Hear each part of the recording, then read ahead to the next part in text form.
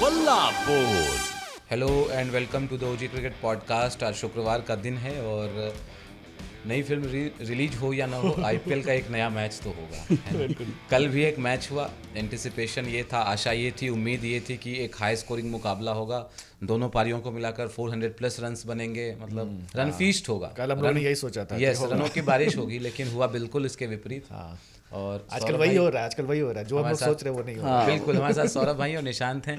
तो आप बताइए, मतलब बोरिंग लगा कल का मैच यार। मतलब ऐसा लग रहा था, चूंकि ऐसे 2-3 मैच ऐसे हुए थे कि लग रहा था मैच पलट सकता है, बट ऐसा कुछ हुआ नहीं। पिछले पूरे वीक में हम लोग बात कर रहे थे ना कि अब थ्रिलिंग मैचेस होने लगे हैं, तो बस हम लोग की फिर नजर लग गई, तो हम लोग को बात ही नहीं करनी चाहिए। हम लोग जो चीज़ के बारे में बात कर लेते, जिसको तारीफ कर देते, वही गड़बड़ हो जाती है। कल इतना वन साइडेड, मतलब बहुत ही डल सा मैच लगा था। सीक्रेटली कहीं सुनते तो नहीं हमारा पॉडकास्ट? कहते अच्छा तुम लोग ये कह रहे हो, आज इसका उल्टा करवाते हैं। कौन है ये स्क्रिप्ट राइटर जो हमारी पॉडकास्ट सुन के कहानी बदल दे रहा है एन मौके पे? लेकिन सच में सबको ये उम्मीद थी कि भाई 300 बनेंगे, 400 तो कम से कम दोनों इनिंग्स को मिला के बन ही जाएंगे। भाई यहाँ तो 350 नहीं बने दोनों इनिंग्स को मिला के। पिच कैसा इन लोगों ने क्रिएट किया है, मतलब कुछ ज्यादा ही एकदम स्लगिश पे, एकदम स्लो, बॉल आ ही नहीं रही है। वही तो हम सुन रहे हैं कि मतलब 59 का पार्टनरशिप था, ओपनिंग पार्टनरशिप, उसके बाद इतना कम रन बना। मतलब इतने सारे विकेट्स हैं, आप पावर हिटिंग करो, लेकिन वही है।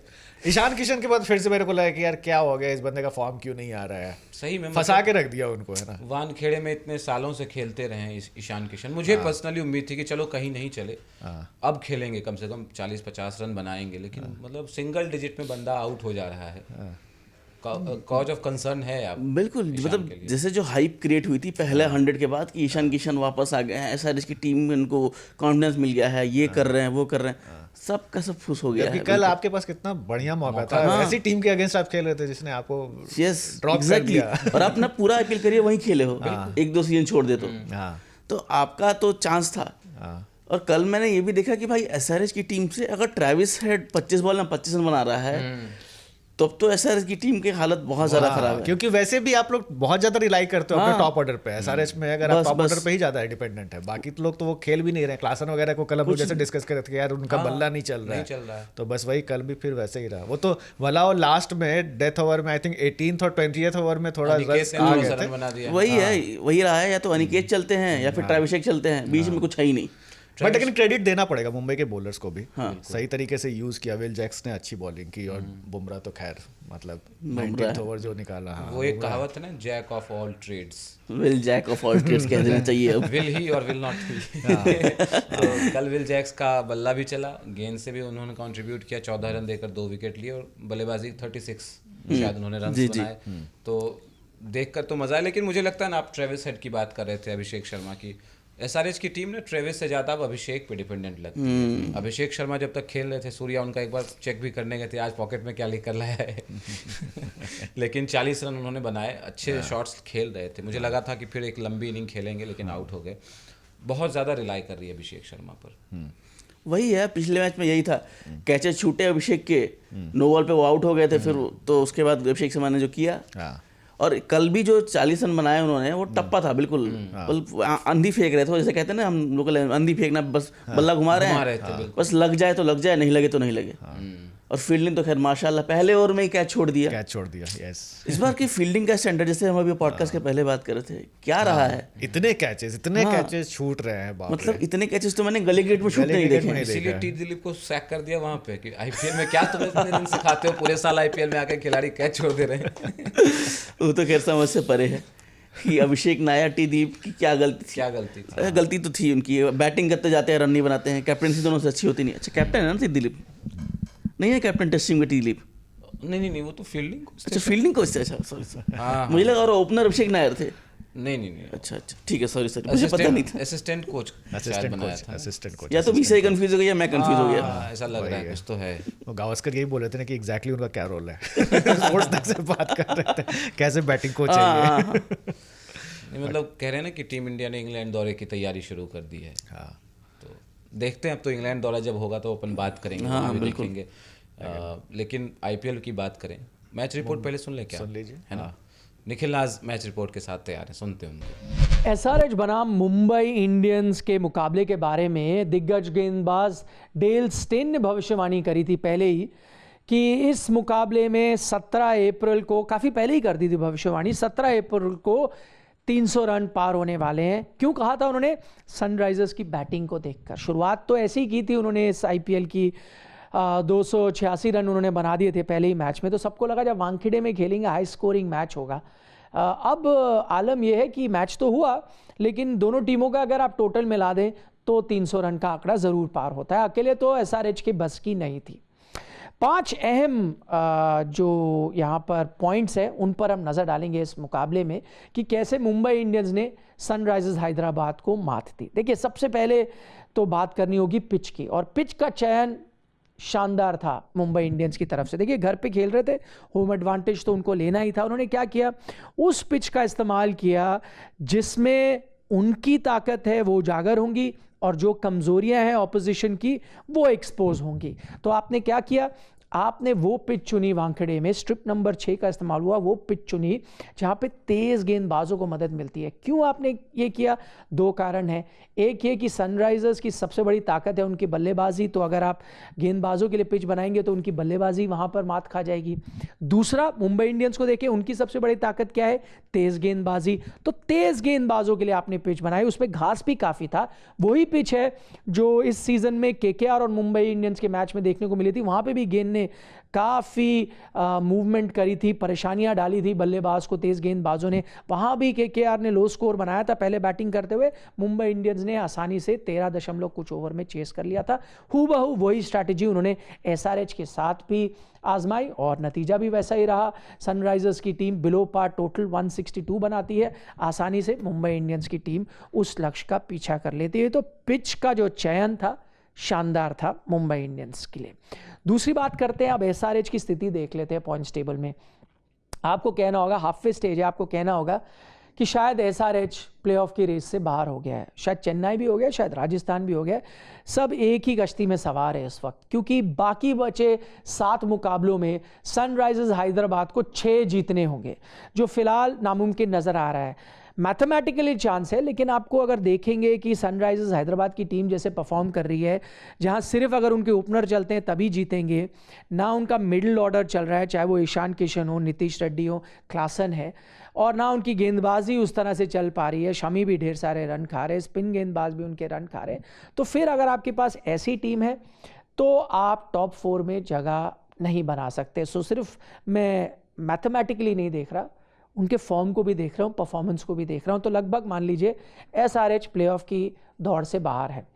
पॉइंट नंबर 3, जहां एसआरएच बाहर नजर आ रही, वहीं मुंबई इंडियंस की बात करते हैं। यार, मुंबई इंडियंस इस वक्त आपको लग रहा है कि एक बार फिर उन्होंने धीमी शुरुआत करी, लेकिन अब लग रहा है प्लेऑफ की रेस में वो बने हुए हैं, प्लेऑफ के टॉप 4 में वो पहुंच सकते हैं। क्यों मैं ऐसा कह रहा हूं? देखिए, उनको भी 5 मुकाबले जीतने होंगे अपने बचे हुए 7 मुकाबलों में, लेकिन ऐसा क्यों लग रहा है कि वो प्लेऑफ में पहुंच सकते हैं? उसके पीछे कुछ कारण है। सबसे पहला कारण तो आपके पास है कि जो उनके बचे हुए मैचेस हैं वो अब आसान है। अगले 4 मैचेस जो वो खेल रहे हैं ना, उनमें से 3 मैचेस वो खेल रहे हैं उन टीमों के साथ जो एकदम ही आउट ऑफ फॉर्म है। एसआरएच से एक बार आप फिर खेल रहे हैं, राजस्थान रॉयल्स से खेल रहे हैं, चेन्नई सुपर किंग्स से खेल रहे हैं। तीनों टीमों का फॉर्म बहुत ही डगमगा रहा है इस वक्त। और चौथा मुकाबला भी अगर देख लूँ, उसमें भी आप एलएसजी से खेल रहे हैं, जो भी एकदम टॉप की इस वक्त टीम नहीं है। तो रियलिस्टिकली मुंबई अगले 4 मैचेस जीत सकता है। अगर 4 मैच वो यहां से जीत जाता है तो फिर आपको पता है 6 अंक तो यहां पर हैं, 8 अंक आप उसके साथ और जोड़ लीजिए, 14 अंक पे आप पहुंच जाते हैं। बहुत अच्छी स्थिति में मुंबई पहुंच सकता है। तो लग रहा है कि वहां पहुंच सकते हैं। आसान नहीं होगा, पर उनकी स्थिति काफी अच्छी नजर आ रही है। एक और चीज जो यहां पर जग जाहिर हो गई, जो अच्छी खबर है भारतीय फैंस के लिए, मुंबई इंडियंस के फैंस के लिए, वो है जसप्रीत बुमराह का फॉर्म। अभी तक वो फॉर्म उन्होंने नहीं दिखाया था जिसके लिए वो जाने जाते हैं। आज वो 21 रन देते हैं 4 ओवर में, 1 विकेट चटकाते हैं, 5 की इकॉनमी। अब लग रहा है धीरे धीरे बुमराह एक्सप्रेस जो है वो रफ्तार पकड़ रही है। देखिए, दिल्ली के खिलाफ जो हुआ, इतनी उनकी पिटाई हो गई, करुण नायर ने अकेले 26 रन बना दिए, तो लग रहा था चोट के बाद जो आ रहे हैं टॉप फॉर्म में नहीं पहुंच पाए हैं। लेकिन अब धीरे धीरे आज के परफॉर्मेंस के बाद लग रहा है हाँ, उम्मीद है, आशा की किरण जागी है। बुमराह धीरे धीरे टू हिज बेस्ट की तरफ अग्रसर है। आखिर में बात कर लेते हैं जहां पर बुमराह का फॉर्म एक अच्छा संकेत है, रोहित शर्मा का फॉर्म डगमगा रहा है। हाँ, पॉजिटिवली आप देखेंगे तो ठीक है, हर मैच में धीरे धीरे ग्राफ उनका ऊपर जा रहा है। अगर 8 हैं तो फिर 12 हो गए, फिर 13 हो गए, आज उन्होंने 26 रन बनाए, तो ठीक है, वो उस नज़रिए से देखे तो ग्राफ ऊपर जा रहा है। लेकिन नहीं, 82 रन है 6 पारियों में, वो रोहित शर्मा जैसे बल्लेबाज को शोभा नहीं देता। मुंबई इंडियंस की टीम को ज़रूरत है कि उनके ओपनर ज़्यादा रन बनाएं, और रोहित शर्मा को यहाँ पर थोड़ा सा 1 या 2 इनिंग्स ऐसी खेलनी पड़ेगी जिससे उनको भी कॉन्फिडेंस आए, उनकी टीम को भी कॉन्फिडेंस आए। क्योंकि देखिए, अभी तो मुंबई इंडियंस जीत रही है, तो शायद इतनी स्क्रूटनी नहीं होगी, इतनी गौर से शायद उसको नहीं देखा जाएगा। लेकिन उनको समझना पड़ेगा कि अगर इक्का दुक्का हार होती है, फिर उंगलियां शायद रोहित शर्मा के फॉर्म पर खड़ी हो सकती हैं। तो ये थी मैच रिपोर्ट मुंबई बनाम SRH मुकाबले की। शुक्रिया निखिल सर। तो 5 पॉइंटर्स इन्होंने बताए हैं जिसमें से पूरी मैच की एनालिसिस इन्होंने की है। लेकिन देखा जाए वैसे तो रोहित शर्मा को अच्छी स्टार्ट मिल गई थी, लग रहा था कि फिर से सेटल हो गए हैं, लेकिन वही क्या कल कहेंगे, लक ने साथ नहीं दिया। वही शॉट अगर गैप में गया होता तो 4 रन मिल जाता। तो शमी पे छक्का मार दिए, पैट कमिंस को मार दिए, है ना। शुरुआत तो हर मैच में ही अच्छी हो रही है उनकी, ऐसा नहीं कि एक दो मैच छोड़ी, तो हर मैच में वो शुरुआत छक्के चौके से ही करते हैं। बस वो छक्के चौके मारने के चक्कर में फिर वो तीसरी चौथी शॉट में आउट हो जाते हैं। तो रोहित शर्मा का IPL फॉर्म तो बिल्कुल ही गिरता जा रहा है। और मुंबई इंडियंस के साथ जो इनका चल रहा है कि फील्ड में रहते नहीं है वो, शुरू के 2-3 ओवर खेलते हैं, 2-3 ओवर में उसके बाद आउट हो जाते हैं वो। तो समझ नहीं आ रहा रोहित शर्मा का, तो मुझे रोल ही समझ में नहीं आ रहा उस टीम में कि है क्या। नहीं, वो डगआउट से मैच बदलते हैं ना वहाँ। हाँ, ये अलग नैरेटिव चल रहा है, फिर डगआउट से अब रोहित मैच बदल रहे हैं। अब कुछ दिन में ये होगा कि रोहित अब स्टेडियम में नहीं आए तो टीवी पे देख के उन्होंने मैच बदल दिया। अब तो खैर चलाने को तो कुछ भी चल सकता है। मुंबई इंडियंस की टीम है, वो रोहित को घर पे नहीं रहने देगी। कि सचिन देखिए आगे बैठते हैं, वैसे रोहित भी आएंगे। ये भी सही कह रहे हैं, सबका काम फिक्स कर देते हैं। कुछ तो करना है, भले पता नहीं कि लोगों को नहीं समझ में कि एग्जैक्टली ये क्या करते हैं, लेकिन कुछ करते हैं। वहाँ देखिए मलिंगा है, किरण पोलार्ड हैं, जयवर्धने हैं, बहुत सारे खिलाड़ी, तो रोहित भी आ जाएंगे। तेंदुलकर भी, जयवर्धने भी, सब लोग रहते हैं। ओनर्स कहेंगे भाई टीवी में मैच देखेगा, सामने से आप सामने से देख, टीवी पे क्यों, best you have best seat in the house.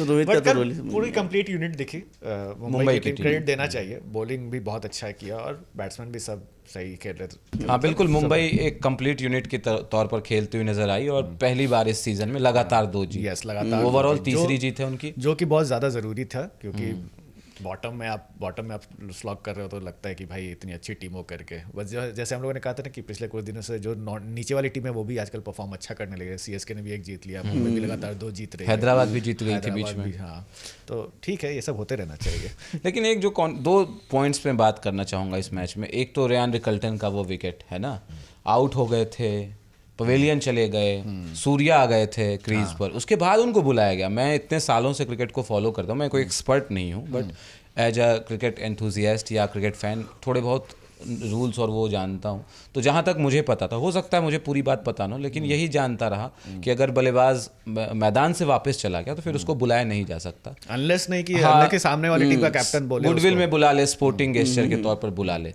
यहाँ पे वो चला गया, कप्तान ने बुलाया नहीं, सूर्या नया बल्लेबाज क्रीज पर आ गया। अब अक्सर आप देखते होंगे ना, नो बॉल को लेकर के या कोई इशू होता है तो अंपायर रोक लेते हैं, बाउंड्री के पास वो खिलाड़ी रुका रहता है फाइनल सिग्नल के लिए। ऐसा हुआ नहीं, और क्या दिखाया गया, पहले तो पता ही नहीं चला किस चीज का ये नो बॉल है। ब्रॉडकास्टर दिखा रहे थे हाइट का, मैं कहा हाइट क्या भाई, टप्पा खा करके गेंद आई है, उनको भी समझ में ना आया। फिर फ्रंट फुट का भी नहीं है। आखिर में पता चला कि जो विकेट कीपर थे हेनरी क्लासेन, साउथ अफ्रीका के ही थे, रिकल्टन भी और वो भी, उनके दस्ताने का जो फ्लैप है थोड़ा सा वो स्टंप से बाहर था। उसमें भी हम यही जानते रहे कि अगर विकेट कीपर गैदर करता है ना, उसके हाथ में गेंद आई, स्टंप कर रहा है, अगर स्टंप के आगे से गैदर करके, तब वो नो बॉल आउट किया जाता है। नहीं, अगर आप स्टंप करते हो तो आउट नहीं दिया जाता, नो बॉल तो वो होता ही है। बिल्कुल, अगर आपका ग्लव्स अगर आगे चला गया स्टंप के आगे तो वो नो बॉल ही होता है। बिल्कुल, लेकिन वो आप गैदर करोगे तब ना, गेंद उनके पास गई ही नहीं, कवर्स पे कैच पकड़ा पैट कमिंस ने। फिर ये भी लग रहा था कि कैच चेक किया जा रहा है कि क्या कैच भी सही, कुछ मतलब इतनी कंफ्यूजन की स्थिति थी। क्या है आप समझाइए, थोड़ा समझ में नहीं आया मुझे। समझ में तो मुझे भी नहीं आया जब मैं मैच देख रहा था। और वो जो इंसिडेंट था ना, मैं आपको एक बात बोल रहा हूँ, थोड़ा कंट्रोवर्शियल हो जाएगा ये, लेकिन अगर ये मैच मुंबई इंडियंस का नहीं होता तो मुझे नहीं लगता है कि हम बैट्समैन को वापस बुलाया जाता, क्योंकि बैट्समैन आउट हो चुका है, वो जा चुका है। और अब बॉलर पे इतना मतलब क्यों आप इतने ये हो रहे हैं, गुस्सा हो रहे हैं या फिर इतना ये हो रहे हैं, नो बॉल दे दिया आपने उसको, एक तो विकेट नहीं मिल रहे थे बेचारे को। जीशान अंसारी एक नया बॉलर है, यंग बॉलर है, और इस आईपीएल में हम देख रहे हैं पैटर्न कि यंग बॉलर के साथ ही सारी नाइंसाफी हो रही है। दिग्वेश के साथ हाँ, मतलब ये तो खैर समझ ही नहीं आया था मुझे। और अंपायरिंग का तो लेवल माशाअल्लाह है। नहीं, आईपीएल में तो हमेशा से रहा है। हाँ, और इस बार और भी माशाअल्लाह है कि वाइड नो बॉल, इतना लफड़ा है इस बार, हर बात को लेकर डीआरएस हो रहा है, ऊपर से कैचे छूट रहे हैं। और ये जो डिसीजन था, इसके बाद वरुण चक्रवर्ती ने भी ट्वीट किया है कि अगर तुम्हें लगता है कि गलती हुई है तो गलती बॉलर की नहीं थी, गलती विकेट कीपर की थी। तो तुम ऐसा कर सकते थे, तुम बॉल को डेड बॉल कर सकते थे, तुमने नो बॉल दे दिया सीधे, ताकि बॉलर अगली बॉल पिट भी जाए, वो फ्री हिट हो गया। तो अंपायर पे तो सवाल उठा ही है, बहुत सारे सवाल उठे हैं। मुझे तो बिल्कुल समझ नहीं आया कि जैसा आप बता रहे हैं कि अच्छा नहीं, बट ये देखिए ना सौरभ, ये भी होता है ना कि जब आप जैसे फील्डिंग रिस्ट्रिक्शन वाली भी जो रूल होती है, अगर आपका फील्डर है कोई, वो रस्ती के थोड़ा सा भी अगर एक स्टेप भी आगे ले रहा है तो वो नो बॉल हो ही जाता है उसमें। उसमें फिर ये तो फिर पूरे क्रिकेट के ही रूल्स को चेंज करने वाली बात हो जाएगी आगे जाकर के। क्रिकेट के रूल्स बिल्कुल हैं। क्रिकेट के रूल्स के साथ ये भी इशू रहा है कि आपको टाइम के साथ, समय के साथ चेंज करना पड़ेगा रूल्स को।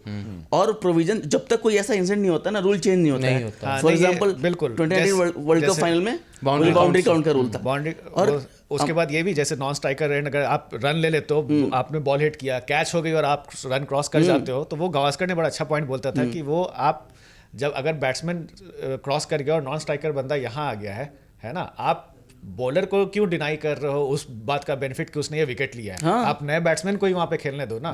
तो बॉलर ने अगर विकेट लिया है तो bowler should get that benefit, और bowler should put that the new batsman under pressure. Exactly, तो वो चेंज हुआ भी। हाँ, ये बस सही है। हाँ, रूल चेंज करने की जरूरत होती है। क्रिकेट के रूल्स बिल्कुल सही है। मेरा पॉइंट जैसे आपने बोला कि अंपायर ने पहले देखा, तो जैसे ही बेनिफिट, जैसे ही डाउट होता है, आप बैट्समैन को रोक देते हो फील्ड में ही, सिंपल, कि भाई अभी हम चेक कर रहे हैं, प्लीज चेक कर रहे हैं, आप रुक जाओ।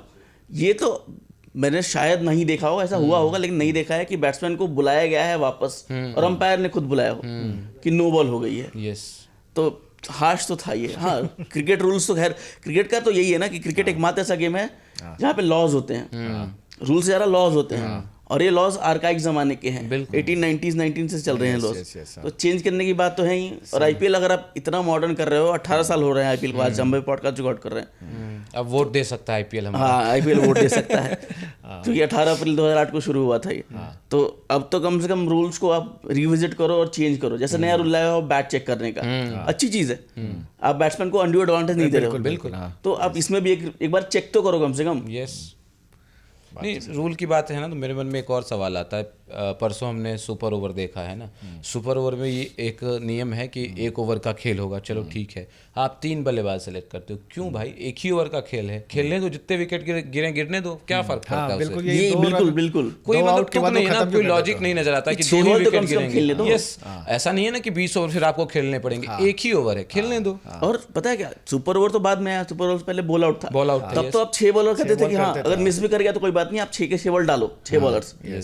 जब अपने रूल चेंज किया तो थोड़ा सा तो चेंज करते ना इस हिसाब से, 6 बॉल तो खेलने दो कम से कम। यस, सेंस नहीं बनती है इस बात। नहीं, बॉल आउट में ये होता था ना कि अगर सामने वाली, जैसे 6 बॉल है, अगर सामने वाली टीम ने 3 मार दिए, जैसा भारत पाकिस्तान में हुआ, पाकिस्तान एक भी नहीं मार पाई, तो वहीं जीत दे दिया गया। चलो आगे करने की जरूरत नहीं, क्योंकि 3 भारत ने मार दिया, पाकिस्तान नहीं मार पाएगा। तो एक उसमें लॉजिक नजर आता था। इसमें कोई लॉजिक नहीं दिखता है कि 2 बल्लेबाज आउट हो गया, फिर हाँ खत्म कर दो। अगर दो बॉल पर 2 विकेट गिर गया तो खत्म। ये क्या बात हुई भाई, एक ही ओवर का खेलने दो पूरा।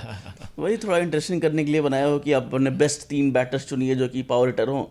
उसमें भी 6 में तो आप बेस्ट 5 ही चुन पाएंगे ना। हाँ, सही बात है, बिल्कुल। जैसे 3 उससे वैसे ही 5, उसमें तो और ज़्यादा आपके पास प्रॉब्लम और प्लेंटी रहेगा कि यार 5 है, किसको पहले भेजूं, किसको बाद में भेजूं, है ना। वो और ज़्यादा इंटरेस्टिंग हो सकता है। बहरहाल इस मैच पे आते हैं। एक तो वो हो गया, और दूसरा जो फनी मोमेंट मैं कहूँगा, 18वां ओवर था, जहाँ पे मुंबई को जीतने के लिए 2 रन चाहिए थे। पहली गेंद पर सिंगल आ गया, उसके बाद रन ही नहीं आया। मलिंगा आए थे बॉलिंग करने के लिए, वो तो बस नाम के मलिंगा है, काम से तो मलिंगा नहीं दिखते कहीं भी। ईशान मलिंगा। लेकिन वहाँ पे 2 विकेट उन्होंने निकाल दिए थे। क्या था वो, मैं देख रहा था, नीता जी खड़ी थी वहाँ की, अब तो जीत गए, विकेट गिर गया, फिर डॉट पे डॉट आ रहा, फिर विकेट गिर गया, अंत में वो बैठ गई जाकर के। ये तो खैर कोई भी एक्सप्लेन नहीं कर सकता है, क्योंकि मैच की टाइमिंग है और बॉलर्स बॉल कर रहे हैं, कभी कोई होता है अपने शॉट्स एग्जीक्यूट नहीं कर पाते हैं, आप डायरेक्ट फील्डर पास मार देते हैं, लेकिन ये एक्सप्लेन कोई नहीं कर सकता है कि उस ओवर में एक ही रन क्यों बने। था थोड़ा सा। हाँ, कि हम लोग डिनाई भी किया एक्चुअली उनको। वेट कर रहे थे ना हो कि सकता है ना। जल्दी जल्दी मारो फिर टीवी बंद करे और ये भी है ना कि मतलब रुका रहता है कि आईपीएल है यार, कुछ भी हो सकता है, हो ये सकता भी है, तो रहता हाँ, है कि yes, क्या yes, मिस yes. कर दिया हमने। अभी हाल में मैं बहुत कुछ देख रहा हूँ कि ब्रॉडकास्टर्स बहुत इन्फ्लुएंस करते हैं। तो ऐसा नहीं कि ब्रॉडकास्टर्स ने बहुत है कितनी जल्दी खत्म मत करो, 1 ओवर तो खेलना पड़ेगा। हाँ ये भी तो है, टाइम आउट का देखो ना आप, मतलब 1 रन रहता है, टाइम आउट तो लेना टाइम है। आउट लेना है। तो खैर क्या ही कह सकते हैं। आज के मैच की बात कर लेते हैं थोड़ा, है ना। आरसीबी और पंजाब किंग्स का मैच है। यस पंजाब तो बहुत ही जबरदस्त जीत है ना, 111 बनाकर 16 रन से जीत गई। डिफेंड कर देता है। और आरसीबी की टीम जयपुर में जीत करके आई, राजस्थान को हरा करके आई। ये दोनों ही टीमें देखने में भी देखा जाए ये है कि तो होम ऑन ग्राउंड पेपर पे भी, लगातार 2 मैच हार गई है आरसीबी। यस। तो ये एक सबसे बड़ा सवाल है कि अपने होम ग्राउंड चिन्नास्वामी पे पे हैट्रिक आज ऑफ मैच डिफीट है। होगा या फिर उस जिंक्स को तोड़ेगी। बट चिन्नास्वामी पे रिकॉर्ड देखा जाए ना तो पंजाब किंग्स के अगेंस्ट अच्छा रिकॉर्ड रहा है आरसीबी का, है ना। शायद 5 मुकाबले उन्होंने जीते हैं वहाँ पे चिन्नास्वामी में पंजाब के अगेंस्ट। तो कितना चांस आप दे रहे हैं? पंजाब की टीम ने दिखाया कि चलो वो बड़े टोटल्स भी डाल सकते हैं और छोटे टोटल्स को डिफेंड भी कर सकते हैं। आपको दिखाता है आपका रेंज क्या है, उस हिसाब से आप देखें अगर तो आरसीबी की टीम कितनी बड़ी चुनौती हो सकती है पंजाब के लिए। आरसीबी की टीम के साथ मुझे बस यही लग रहा है कि ये जो पिच का जो लफड़ा है ना, क्योंकि पिछले 2 मैच में, पहले मैच में क्या हुआ, अपने फास्ट बॉलर्स को मदद देने वाली पिच दे दी गुजरात टाइटंस के अगेंस्ट, सिराज खा गए आपको। बिल्कुल। अगले मैच में अपने स्पिनर्स के लिए पिच दे दी, इसमें केएल राहुल खा गए आपको। Yes. तो अभी आरसीबी को डर सबसे ज्यादा होगा मैक्सवेल से। मैक्सवेल पूरे आईपीएल में नहीं चले हैं, कहीं वो आरसीबी से बदला न लेके चले जाएं। और चहल भी हैं दूसरी तरफ। मैक्सवेल भी और चहल भी चहल दोनों- भी, दो दोनों खिलाड़ी दोनों हैं। लेकिन बात वही आती है कि पंजाब किंग्स के पास अब कॉन्फिडेंस होगा कि हमने डिफेंड कर दिया था, लेकिन जब आप चिन्नास्वामी में खेलते हो वहाँ की बाउंड्रीज बहुत छोटी हैं। Yes. और पिच बहुत बहुत ज़्यादा बैट्समैन को मदद देती है। अगर नॉर्मल एक जनरल रूटीन देखा जाए तो बहुत कुछ डिपेंड करेगा उस पिच पे। बाकी विराट तो है ही, विराट का अच्छा रिकॉर्ड रहा है पंजाब के अगेंस्ट, लगभग हर टीम के अगेंस्ट ही अच्छा रिकॉर्ड है उनका। फिल शॉट भी अच्छा खेल रहे हैं, अच्छे फॉर्म में है। तो बात वही है कि डिपेंड करता है किसकी बैटिंग ज़्यादा अच्छा क्लिक करती है। यस। बट ये भी देखें ना कि बहुत सारे जो प्लेयर्स जो है ना, जो अपने जब पुराने फ्रेंचाइजी के अगेंस्ट खेल रहे हैं तो और ज्यादा बेटर खेल रहे हैं। ईशान किशन एक एक्सेप्शन है। बाकी सिराज भी देखिए गुजरात से थे, आरसीबी के अगेंस्ट कितना तगड़ा बॉलिंग किया। बेहतरीन। अब इधर फिर मैक्सवेल और चहल हैं दोनों और चहल भी फॉर्म में आ गए। चहल फॉर्म में आ गए हाँ, आरसीबी के मैच हाँ। के जस्ट पहले। और इधर भी लिविंगस्टन और जितेश हैं आरसीबी में, पहले पंजाब में थे। Yes. हाँ। और जितेश को पहले वाइस कैप्टन बनाया था पंजाब ने पिछले साल। तो ये देखने वाली बात जितेश होगी। का तो मैं मान लूंगा, लिविंगस्टन का तो क्या ही कहा जाए। लेकिन अच्छा मैच, होपफुली expect ये कम से करते कम हाई स्कोरिंग हो। बिल्कुल। कम से कम अगर पिच थोड़ी सी मदद करे, क्योंकि दोनों टीम के पास पावर पैड बैट लाइनअप है। मुझे लगता स्ट्रेंथ वीकनेस अगर देखें दोनों टीम का क्या रहेगा आपके हिसाब से? मुझे बस वही लगता है कि अगर स्पिन को मदद देने वाली पिच दे दी तब तो पंजाब खा जाएगा आरसीबी को। क्योंकि वो सिंपली क्या करेगा, ये चहल खेलेंगे और फिर वो ब्रार को खिलाएंगे। ब्रार का बहुत अच्छा रिकॉर्ड है आरसीबी के अगेंस्ट, वो कहीं नहीं खेलता है वो बंदा। आरसीबी के अगेंस्ट आता है, 2 या 3 विकेट लेगा, टॉप आउट उड़ा के चला जाता है वो आदमी। हरप्रीत ब्रार। हाँ, तो वो एक बहुत बड़ा इंपॉर्टेंट होगा, क्योंकि अगर बैट्समैन को मदद मिल रही हो, अगर बैटिंग पिच हो, तब तो आरसीबी जीत जाएगी, मुझे ऐसा लगता है। लेकिन अगर हल्का सा स्पिन को मदद मिला तो चहल और ब्रार छोड़ेंगे नहीं फिर आरसीबी को। और पंजाब के लिए वो बैटिंग में अगर पंजाब की देखे आरसीबी के अगेंस्ट कितना सही चांसेस लगे? शेष का रिकॉर्ड अच्छा रहा है पंजाब के अगेंस्ट। बाकी तो प्रभ सिमरन का कोई खास रिकॉर्ड नहीं है। प्रियांश आर्या पहला मैच खेलना है। और प्रियांश आर्या ने स्पोर्ट्स तक की इंटरव्यू में बोला था पहले कि मैं आईपीएल में आरसीबी के लिए खेलना चाहता हूँ, मैं विराट भैया का बहुत बड़ा फैन हूँ। तो शायद वो इम्प्रेस करना चाहेंगे अपने विराट भैया को आने के लिए और चिन्नास्वामी क्राउड को। यस।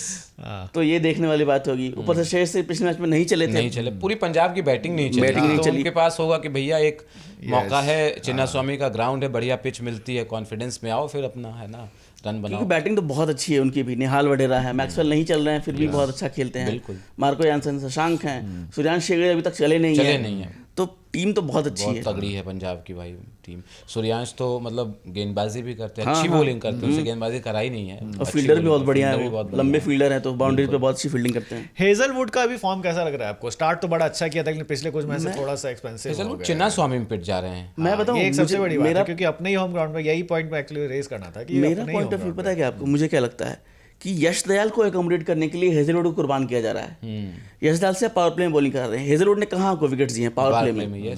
सबसे अच्छी इकॉनमी कहाँ है हेजलवुड की? पावर प्ले में। आप चिन्नास्वामी में उनसे पावर प्ले में बॉलिंग क्यों नहीं करा रहे हैं 2 ओवर? अगर आप सोचिए कि अगर कहूँगा 3 करा लो आप, जो शुरुआत में प्रेशर लेकर के आते हैं और जो लाइन हिट करते हैं भाई, कमाल। अगर यश दयाल से बॉलिंग नहीं हो पा रही, यश दयाल कोई खास अच्छी बॉलिंग नहीं कर रहे हैं, नहीं हो पा रही है, तो आप रशीद सलाम को लाएं। डेथ ओवर्स में बॉलिंग करने के लिए अच्छा वो करता है डेथ ओवर्स में, भुवनेश्वर भी मौके डेथ ओवर नहीं में मिले बॉलिंग कर उनको, पाते हाँ। हैं। तो हेजलवुड को आपको यूज करना है चिन्नास्वामी पे, तो भाई कम से कम 2 ओवर तो आप पावर प्ले में यूज करिए। मिडिल ओवर्स के बॉलर नहीं है नहीं है वो, हेजलवुड, बिल्कुल। बिल्कुल ही नहीं है। क्योंकि आप देखिए दिल्ली के अगेंस्ट भी वही हुआ, गुजरात के अगेंस्ट भी वही हुआ, क्योंकि आपने मिडिल ओवर में लाए हो और बैट्समैन तब तक सेट हो चुके थे बिल्कुल। और वो पिच समझ चुके थे। उसके बाद उन्होंने अपने हिसाब से धोया, केएल इधर धोया, बटलर उधर बटलर और रदरफोर्ड ने धोया। तो हेजलवुड से पावर प्ले में बॉलिंग करानी चाहिए इस बार रजत पाटीदार को। आरसीबी के लिए स्पिन ऑप्शन क्या क्या है? मतलब कृणाल जैसे पांड्या उधर है, तो है आपका सुयश चहल है, कृणाल पांड्या तो मैक्सवेल भी है। से मुझे ज्यादा कॉन्फिडेंस आता नहीं, क्योंकि Cotton वो हाँ, cold इस रहता बार है तो वो। नहीं। हाँ, इस मुझे बार। ऐसा लगता है कि वो बस वो उनके पास वो हो गया कि वो डेथ ओवर की बॉलिंग कर रहे हैं, वो वाइड यॉर्कर्स आ गया है उनको, बाउंसर्स करा रहे हैं वो, और उस पर उनका बॉलिंग करियर चल रहा है। तो मीडियम पेसर क्यों नहीं बन जाते हैं कुणाल पांड्या? गेंद तो वैसे भी घूमती नहीं है उनकी। दौड़ नहीं रहे हैं बस, बाकी तो मीडियम पेस ही है वो। अब देखिए 120 की स्पीड पे बाउंसर मार रहे हैं वो, विलियम्स को जो मारा था उन्होंने। बिल्कुल। दूसरी तरफ मुझे अभी तक समझ नहीं आया कि स्वप्निल को अपने वापस खरीदा है, खिला क्यों नहीं रहे हैं आप? श्रेयस अच्छी बॉलिंग कर रहे हैं, ठीक है, लेकिन चिन्नास्वामी में स्वप्निल ने पिछले साल आपको इतनी अच्छी बॉलिंग करके दी Yes. थी। जो आपका कमबैक हुआ था लास्ट 7 मैच बिल्कुल, जीते थे, स्वप्निल ने उसमें किया। स्वप्निल का बहुत बड़ा रोल था। Yes, yes. आप क्यों नहीं खिला रहे पावर प्ले स्वप्निल में को? बंदा आकर बॉलिंग कर जाता था अच्छा। इम्पैक्ट प्लेयर खिलाओ आप स्वप्निल Yes. को। वो वैसे बंदा, सुयश को भी तो वैसे ले आते हैं इम्पैक्ट के तौर लेकिन पे श्रेयस लाते से बेटर बॉलर है मेरे हिसाब से। भाई साहब आप लोगों को पता है ना कि 2008 से खेल रहे हैं स्वप्निल। Yes. 17 साल से वो बंदा है डोमेस्टिक क्रिकेट में टॉयल कर रहा है।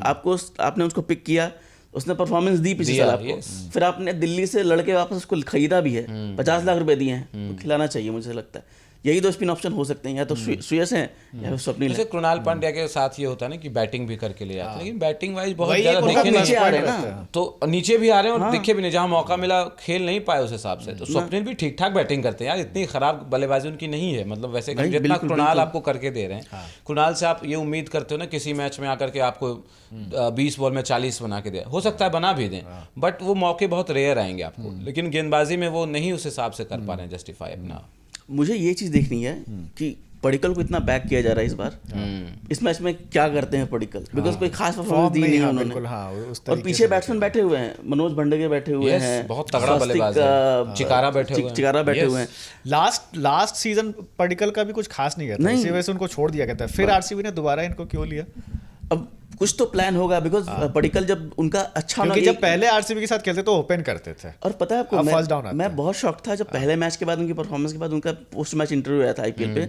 तो अगर आप इंटरनेशनल क्रिकेट खेल रहे हैं, आप आईपीएल भी खेल रहे हैं, पडिक्कल बोल रहे हैं कि मुझे 4 साल लग गए ये समझने में कि मेरी बैटिंग स्ट्रेंथ क्या है आईपीएल में। बहुत शॉकिंग है ये। आपने राजस्थान के लिए खेला, आप एलएसजी के लिए खेले, आप पहले आरसीबी के लिए खेले हो, फिर वापस आरसीबी आ गए हो। वही। उसके बाद भी अगर आपको समझ नहीं आया कि आपकी बैटिंग स्ट्रेंथ क्या है, फिर तो आपका माइंडसेट पे सवाल उठेगा। 2 इंडियन प्लेयर्स जो है ना इस बार मुझे डिसअपॉइंट सबसे ज़्यादा कर रहे हैं, मतलब जिससे थोड़ी उम्मीद थी कि यंग हैं, अच्छी बल्लेबाजी के लिए जाने जाते हैं। एक वही देवदत्त पडिक्कल और दूसरे अभिनव मनोहर। शुरुआत में उनको चांस मिला बट उन्होंने भी फेंका ही है चांस को, है ना, फिनिशर के तौर पर वो हाँ, खेलते हैं अभिनव इसलिए। मनोहर। अभिनव मनोहर बहुत बहुत डिसअपॉइंटिंग दोनों का रहा है। अभिनव मनोहर के पास इतने मौके आए बिकॉज टॉप ऑर्डर चल नहीं रहा है इस बार। यही चांस होता है कि आप प्रूव करें अपने आप को। Yes. जैसे अनिकेत ने वर्मा किया। ने प्रूव किया अपने आप को। बिल्कुल मौका मिला, लपेट लिया, बिल्कुल हाँ मैं करूंगा, और लगभग हर मैच में वो बंदा स्कोर करके दे रहा है। बिल्कुल। और अब तो मैं देख रहा हूँ कि अभी जब जाम्पा रूल आउट हुए हैं तो इन्होंने एसआरएस ने स्मरण वापस- रविचंद्रन। वो भी अच्छी बैटिंग करते हैं लोअर डाउन ऑर्डर। बिल्कुल। तो मुझे लग रहा है अब शेख मोहम्मद का तो टाइम खत्म हो रहा है। अब हो सकता है कि रविचंद्र उनको स्मरण को मौका मिले, और वो भी अभिनव को तो वैसे भी नहीं मिल रहा अब। हाँ अब वो नहीं मिलेगा। शुरुआती 3-4 मैचों में नहीं चले, छोड़ दिया। कितना लगता है स्कोर बनेगा इस ग्राउंड पे आज शाम को?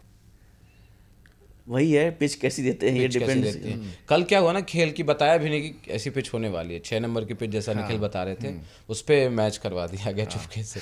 तो आज भी वैसा कुछ डिटेल है नहीं, बट मुझे लगता है कि आरसीबी की टीम 170-180 चाहेगी थोड़ा सा बैलेंस्ड ही रखना, क्योंकि अगर बहुत ज़्यादा बॉलर फ्रेंडली दे देंगे ना पिच, फिर तो भी उनके दिक्कत लिए हो भी जाएगी। मुश्किल हो सकती है। क्योंकि अब देखिए पंजाब किंग्स के पास अर्शदीप है, अर्शदीप है, मार्को चहल यंसन है, है, मार्को यंसन है, Yes, हाँ।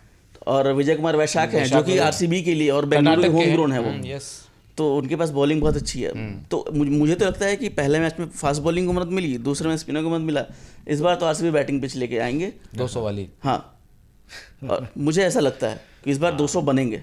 यस। बट बैटिंग स्ट्रेंथ दोनों का ही ठीक ठाक है फिलहाल, आरसीबी का भी है और पंजाब नहीं, का दोनों मतलब जोर बजोर की टीमें लग रही है, मतलब अच्छा मैच 19-20 होना का भी चाहिए। फर्क नहीं है, मैं तो कहूँगा बराबर ही है दोनों बराबरी का टीमें। मुकाबला जो बढ़िया खेलेगी वो जीतेगी, ऐसा लग क्लोज रहा है। कॉन्टेस्ट होगा। प्रिडिक्शन मतलब टॉस का कोई फैक्टर देखते हैं, ड्यू फैक्टर हाँ हाँ बिल्कुल, यहाँ तो वही है ना, बेंगलुरु में आप टॉस जीतिए, पहले बॉलिंग कीजिए और चेस मैच करिए। जीतिए, तो वही है। प्रिडिक्शन क्या कहता है आपका, कुछ आकलन, कौन सी टीम एक आज? मैं ना लॉ ऑफ एवरेज में बहुत बिलीव करता हूँ। तो पिछले 2 मैच से क्या हो रहा है, पड़ीदार टॉस हार रहे हैं और उनकी टीम पहले बैटिंग कर रही है। इस बार पड़ीदार टॉस जीतेंगे और वो पहले बॉलिंग करेंगे और आरसीबी अपना होम ग्राउंड पे पहला मैच जीतेगी, मुझे ऐसा लगता है। आपको? मुझे पंजाब थोड़ा अच्छे फॉर्म में लग रही है और लास्ट मैच में जिस तरीके से उन्होंने डिफेंड किया है ना, वो कॉन्फिडेंस और एक अलग लेवल पे होगा। और फिर वही जो कि आप कह रहे हो ना कि आरसीबी अपने होम ग्राउंड पे जीतेगी, अपने होम ग्राउंड पे जीतने का थोड़ा प्रेशर इन पे होगा और पंजाब हो सकता है उसको कैपिटलाइज करने की कोशिश करे। मुझे लगता है कि आज आरसीबी का दिन रहने वाला है ना। जैसा सौरभ कह रहे थे कि होम ग्राउंड, मतलब इतने दीवाने जो है ना आरसीबी के, जितने दीवाने फैन किसी और फ्रेंचाइज के नहीं है, तो अपने फैंस के लिए, होम क्राउड के लिए ये जीत जरूर मतलब हासिल करना चाहिए। Man to watch out for मेरे लिए आज यजुवेंद्र चहल रहेंगे फिर से। यूजी चहल। और मैं वही कह रहा हूँ, चहल वर्सेस पड़ीदार बैटल लिखना है मेरे को। हाँ यार, बहुत बढ़िया कॉन्टेस्ट होगा। क्योंकि पड़ीदार स्पिन बैशर है और चहल ने पूरी जिंदगी लगभग चिन्नास्वामी पे विकेट लिए, 150 विकेट लिए करीब उन्होंने। यस यस यस, तो मजा तो आने वाला है इस बार। बिल्कुल।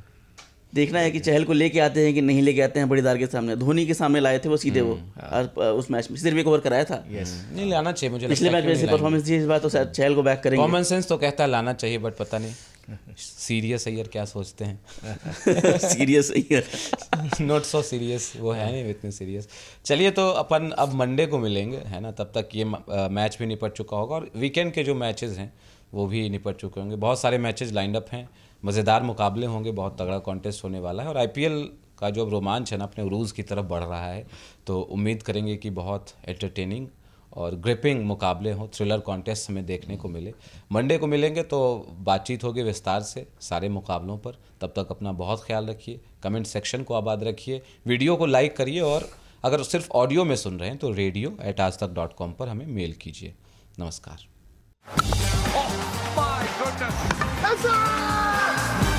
बल्ला बोल।